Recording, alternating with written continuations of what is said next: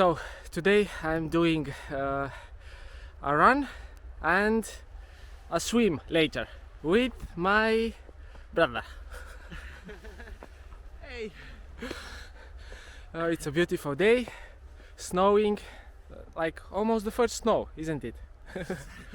So let's do it.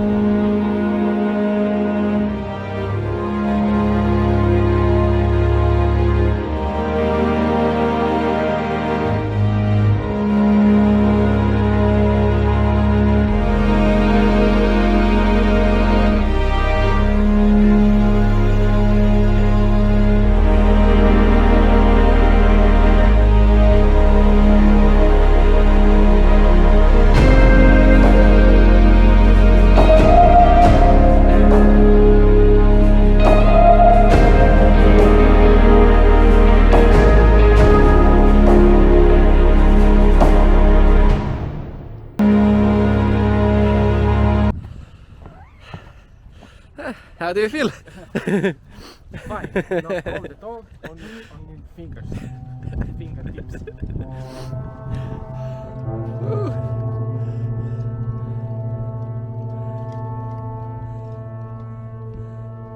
That's interesting.